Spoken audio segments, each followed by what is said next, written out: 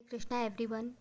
कई बार ऐसा होता है कि हम बैठे बैठे अचानक से हमको कोई चिंता घेरने लगती है, हमारा मन बहुत ज़्यादा उदास हो जाता है, किसी बात को लेके बहुत ज़्यादा हम लो वाइब्रेशन में जाने लगते हैं। बार बार हम ओवर थिंकिंग, बार बार सोच विचार करना, कोई क्लियरिटी ना मिलना, तो ये एक तरह की नेगेटिविटी होती है। तो कई बार हम कुछ लोगों से बात करते हैं, उनके अंदर की नेगेटिविटी को हम सॉफ्ट अपने अंदर ले लेते हैं, या फिर किसी भी तरह का थॉट हो सकता है सुबह से मूड ख़राब हो और कोई एक बात बार बार हमें परेशान कर रही हो।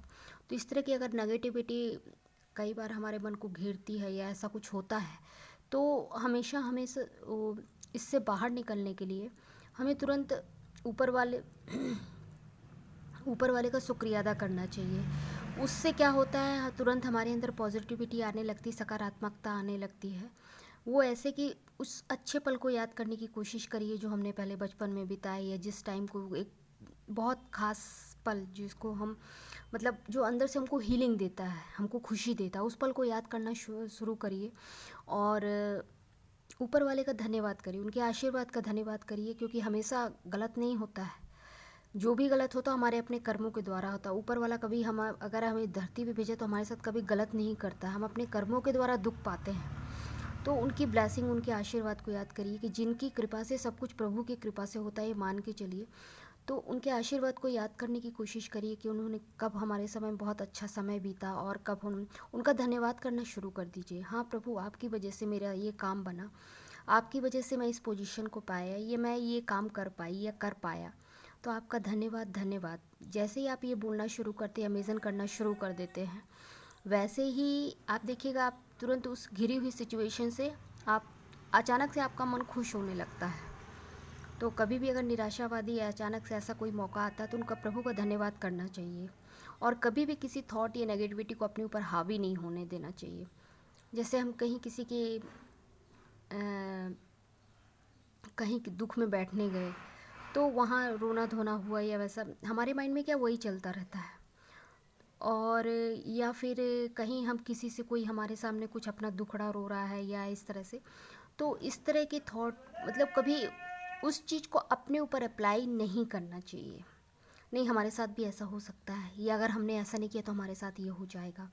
ऐसा कभी भी भ्रम वाली स्थिति में कभी नहीं रहना चाहिए। और अगर कोई बोलता भी है, कोई कुंडली ज्योतिषी साधु या कुछ भी आपसे कोई कमेंटमेंट करता है कि नहीं तुम्हारे साथ अगर ऐसा नहीं करोगे तो ये हो जाएगा, ऐसा नहीं, कभी भी नहीं। अगर इस तरह की कोई थॉट आती भी है, कभी भी नेगेटिव ना तो सोचिए, और ना ही नेगेटिव थॉट को खुद पर हावी होने दीजिए। कभी भी आपके साथ बुरा नहीं हो सकता। कभी नेगेटिव थॉट को मतलब अपने ऊपर अप्लाई ही मत होने दीजिए। कोई बोलता भी है हाँ तुम्हारे साथ ऐसा हो जाएगा, ये ग्रह कमज़ोर है, ये ऐसा, इन सब चीज़ों पे कभी बिलीव नहीं करना चाहिए। हमेशा अपने कर्मों पे, अपने इष्ट पे, हम जिसे मानते हैं, जिस पे विश्वास करते हैं, उनके ऊपर विश्वास रखना चाहिए।